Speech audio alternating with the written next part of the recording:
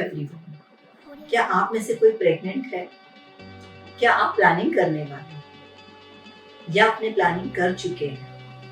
ऐसा कुछ भी है तो आपके लिए गुड न्यूज़ है। इतने सालों से जो मैंने गर्भ संस्कार बहुत सारे लोगों को किया है, बहुत सारे कपल्स है जो मेरे पास आए हैं, जिनका बेनिफिट भी उनको बहुत अच्छे से हुआ है। आज वो कहते हैं कि हमारे बच्चे दूसरे बच्चों से बहुत अलग है। तो अगर आप चाहते हैं कि गर्भ संस्कार क्या है, गर्भ संस्कार के बेनिफिट्स क्या है, गर्भ संस्कार होता क्या है, ऐसे बहुत सारे क्वेश्चंस हैं और इसके आंसर्स के लिए ही मैंने एक बुक लिखा है, गर्भ संस्कार, जिसके अंदर आपके सारे प्रश्नों के उत्तर हैं। एक कपल जो होता है सिर्फ एक औरत ही नहीं बल्कि उसके साथ उसका पति भी प्रेग्नेंट है, क्योंकि दोनों के भी एक मेंटल लेवल जो होता है, जो स्ट्रेस होता है, वो सेम होता है। पहले जमाने में जो जॉइंट फैमिलीज हुआ करती थी, उस टाइम पे घर पे नानी, दादी, चाचा, चाची या जो भी है, वो छोटे से छोटी चीजों को हैंडल करते थे और उस प्रेग्नेंट लेडी को सपोर्ट करते थे। पर आज के तारीख में न्यूक्लियर फैमिली होने के वजह से हमें सारी जो प्रॉब्लम्स हैं खुद को फेस करनी पड़ती है और नए कपल्स, नए पेरेंट्स, उनको ये बहुत सारे ऐसे इश्यूज से निकलना पड़ता है। उसी सारी चीजों को ध्यान में रखते हुए मैंने ये बुक लिखी है और इसको लॉन्च करने जा रही हूँ।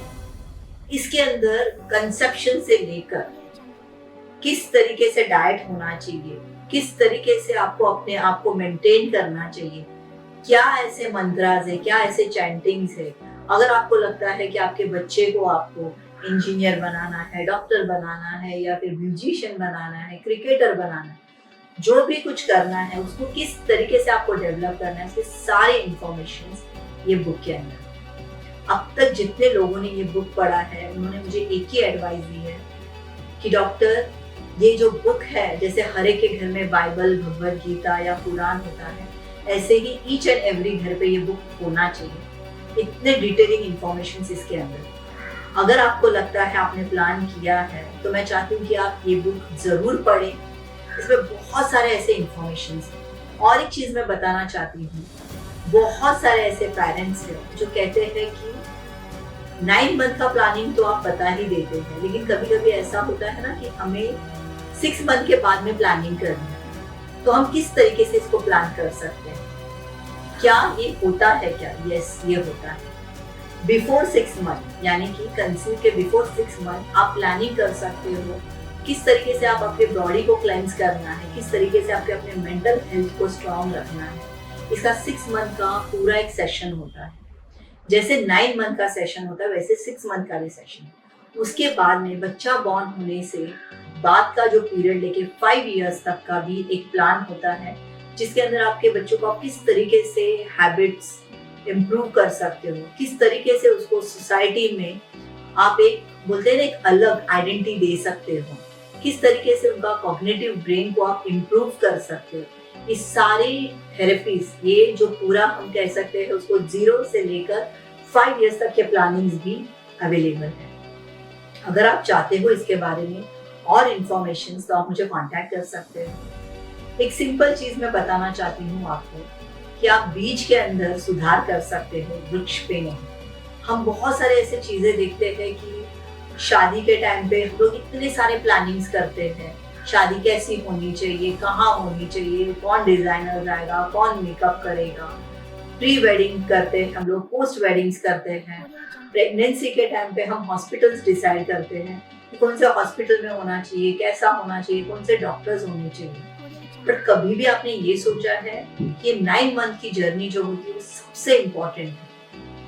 ये इतनी ज्यादा इम्पोर्टेंट है क्योंकि 9 मंथ, अगर बहुत सारे हमने बुक्स पढ़े होंगे या अभिमन्यु की स्टोरी हमने पढ़ी होगी, जिजाऊ के बारे में हमने, शिवाजी के बारे में सुना होगा, इन्होंने अपने प्रेगनेंसी में ही अपने बच्चे को ऐसे एजुकेशन दिए थे कि आगे चल के उनको इसके ऊपर ज्यादा एफर्ट डालने की जरूरत नहीं पड़ी।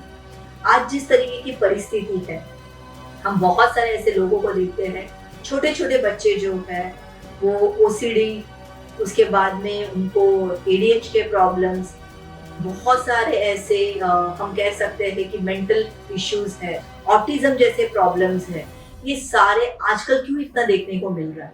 पहले इतने सारे बच्चे होते थे, आज हमने कभी काउंसलर्स या साइकोलॉजिस्ट ये कभी नहीं सुना है। आज इतना क्यों हमें देखने पड़ रहे हैं? क्योंकि हम जो 9 मंथ में जो संस्कार देने चाहिए हमारे ब्रेन को, हमारी बॉडी को, हमारे सराउंडिंग को, हम कहीं तो वो लैक कर रहे हैं।